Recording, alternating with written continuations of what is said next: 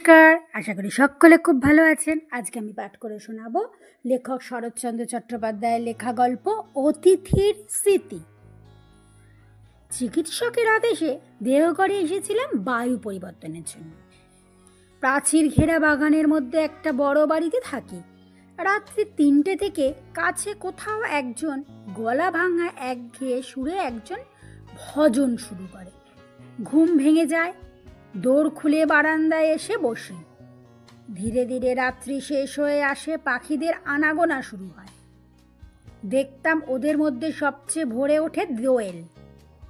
অন্ধকার শেষ না হতেই তাদের গান আরম্ভ হয়। তারপরে একটি দুটি করে আসতে থাকে বুলবুলি, শ্যামা, শালিক, টুনটুনি, পাশের বাড়ির আম গাছে, এ বাড়ির বকুল কুঞ্জে, পথের ধারে অশ্বত্থ গাছে, মাথায় সকলকে চোখ দেখতে পেতাম না। কিন্তু প্রতিদিন ডাক শোনার অভ্যাস মনে হয় যেন ওদের প্রত্যেককেই চিনি। হলদে রঙের এক জোড়া বেনে বউয়ের পাখি একটু দেরি করে আসতো।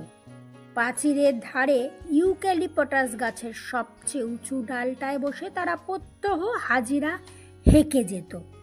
হঠাৎ কি জানি কেন দিন দুই এলো না, না দেখে ব্যস্ত হয়ে উঠলাম। কেউ ধরলে না তো, এদেশে ব্যাধের অভাব নেই, পাখি চালান দেওয়াই ওদের ব্যবসা। কিন্তু 3-2 দিনের পর আবার দুটিকে ফিরে আসতে দেখে মনে হলো যেন সত্যিকার একটা ভাবনা ঘুচে গেল। এমনি করে সকাল কাটে। বিকেলে গেটের বাইরে পথের ধারে এসে বসি। নিজের সামর্থ্য নেই বেড়াবার, যাদের আছে প্রতি চেয়ে চেয়ে দেখি। দেখতাম মধ্যবিত্ত গৃহস্থের ঘরে পীড়িতদের মধ্যে মেয়েদের সংখ্যাই ঢের বেশি। প্রথমেই যেত পা ফুলো ফুলো অল্প বয়সী একদল মেয়ে। বুঝতাম এরা বেরির আসামি। ফোলা পায়ের লজ্জা ঢাকতে বেচারাদের কত না যত্ন। মোজা পরার দিন নয়, গরম পড়েছে, তবু দেখি কারো পায়ে আট করে মোজা পরা। কেউ বা দেখলাম মাটি পর্যন্ত লুটিয়ে কাপড় পরেছে, সেটা পথ চলার বিঘ্ন। তবু কৌতূহলী লোকচক্ষু থেকে তারা বিকৃতিটা আড়াল রাখতে চায়। আর সবচেয়ে দুঃখ হতো আমার একটি দরিদ্র ঘরের মেয়েকে দেখে। সে একলা যেত, সঙ্গে আত্মীয় স্বজন নেই, শুধু 3টে ছোট ছোট ছেলে মেয়ে।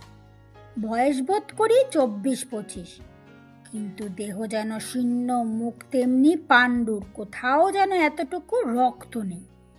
শক্তি নেই নিজের দেহটাকে টানবার। তবু সবচেয়ে ছোট ছেলেটি তার কোলে। সে তো আর হাঁটতে পারে না, অথচ আসবারও ঠাঁই নেই। কি ক্লান্তি না মেয়েটার চোখের চাহনি। সেদিন সন্ধ্যার তখনও দেরি আছে। দেখি জন কয়েক বৃদ্ধ ব্যক্তি ক্ষুধাহরণের কর্তব্যটা সমাধা করে যথাশক্তি দ্রুতপদেই বাসায় ফিরছেন।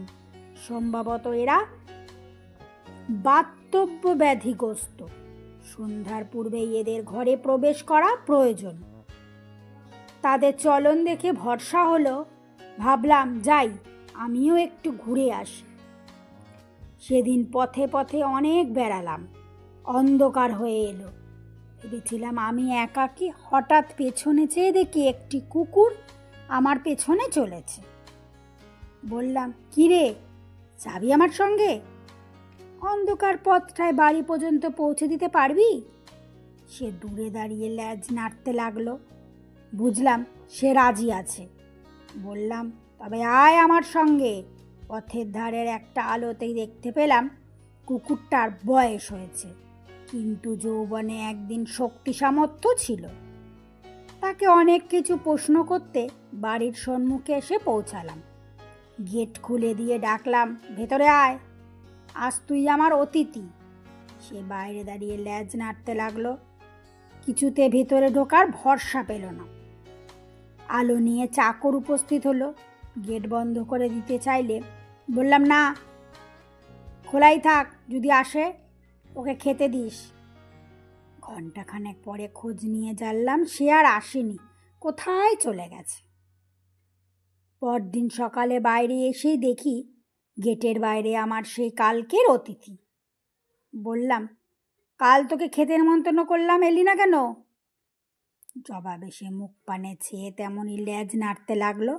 বললাম, আজ তুই খেয়ে যাবি, না খেয়ে যাস নে, বুঝলি? প্রত্যুত্তরে সে শুধু ঘন ঘন লেজ নাড়লে।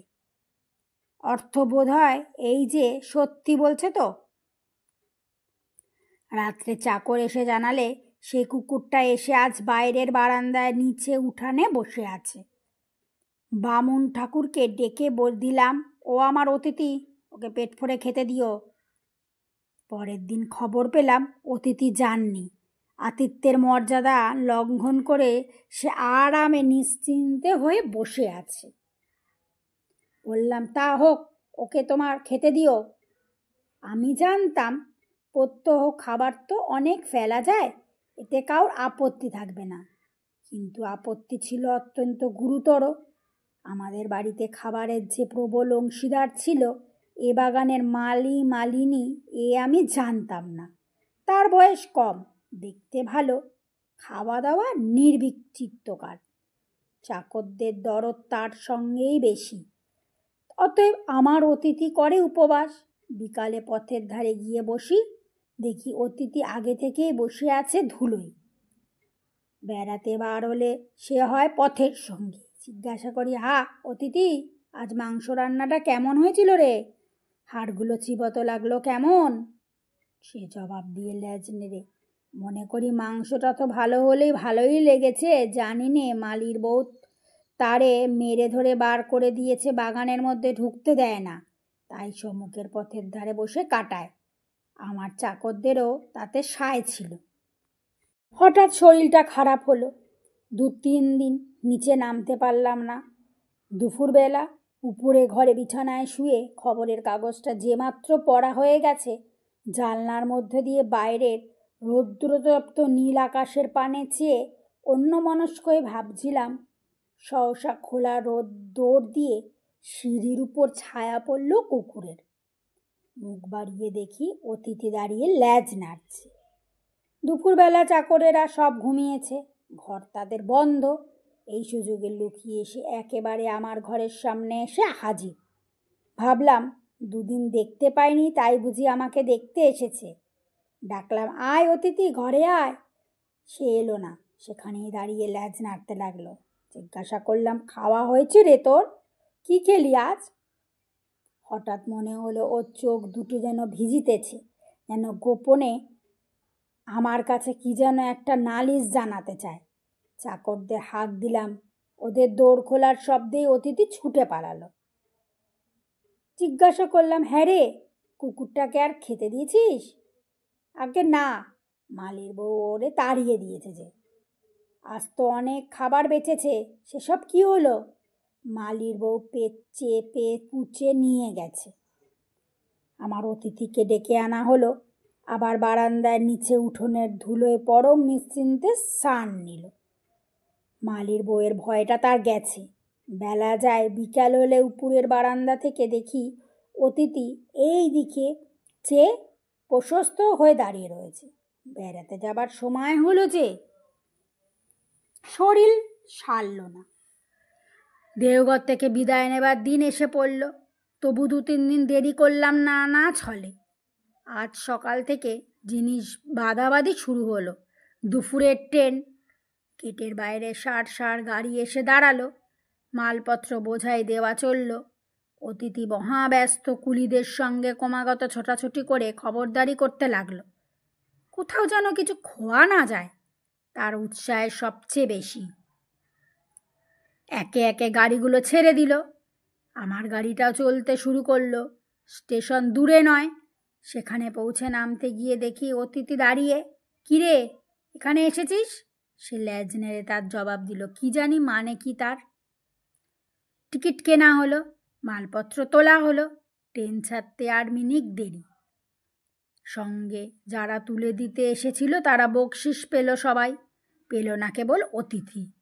গরম বাতাসে ধুলো উড়িয়ে সামনেটা আচ্ছন্ন করে যাবার আগেই তার মধ্য দিয়ে ঝাপসা দেখতে পেলাম স্টেশনের ফটকের বাইরে এক দৃষ্টে চেয়ে আছে অতিথি। ট্রেন ছেড়ে দিলে বাড়ি ফিরে যাওয়ার আগ্রহ মনের মধ্যে কোথাও খুঁজে পেলাম না। হয়তো ওর চেয়ে তুচ্ছ জীব শহরে আর নেই।